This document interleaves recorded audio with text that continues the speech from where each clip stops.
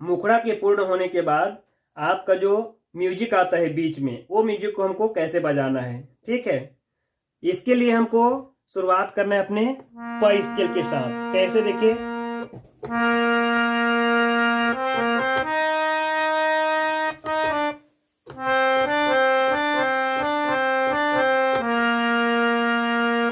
ये जो पहला म्यूजिक है इसको समझिए।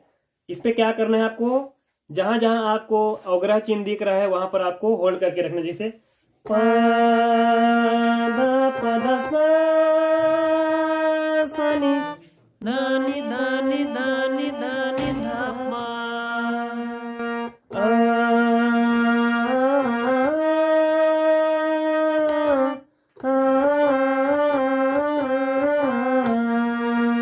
म्यूजिक है। कैसे, प ध प ध सा नी ध प। इसको 2 बार आप बजाइए, एक बार और, प ध प ध सा नी ध प। इसके बाद आता है आपका बांसुरी का म्यूजिक।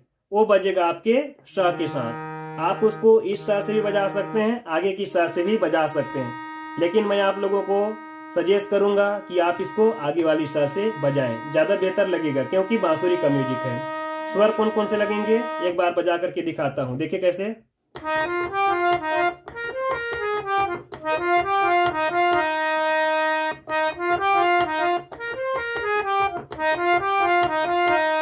नीचे से देख लें एक बार।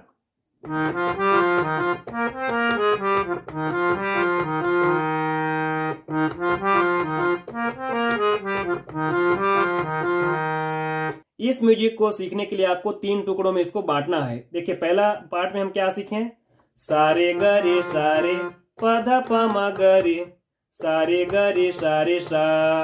पहला पार्ट में सारे ग रे सारे, सारे ग रे सारे, ठीक है, सारे ग रे सारे। दूसरा पार्ट में प ध प म ग रे, प ध प म ग रे। और तीसरा पार्ट में सारे ग रे सारे सा, सारे ग रे सारे सा। बजा करके देखें, सारे ग रे सारे प ध प म ग रे, सारे ग रे सारे सा, सारे ग रे सारे प ध प म ग रे, सारे ग रे सारे सा। इस प्रकार ये बजेगा। जैसे ही बांसुरी का म्यूजिक पूरा होता है उसके बाद एक छोटी सी लुप्स आती है अंतरा को शुरू करने से ठीक पहले में। वो कैसे बजेगा,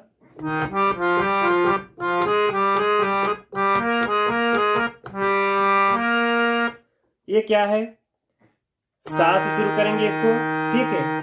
सा ग रे ग रे ग, रे म ग म ग म, सा ग रे ग रे ग, रे म ग म ग म, ग प म प म प ग प, ग प म प म प ग प।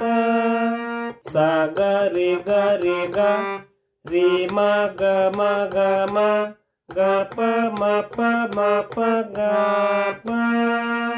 ये बजा करके फिर आपको अंतरा को शुरू कर देना है।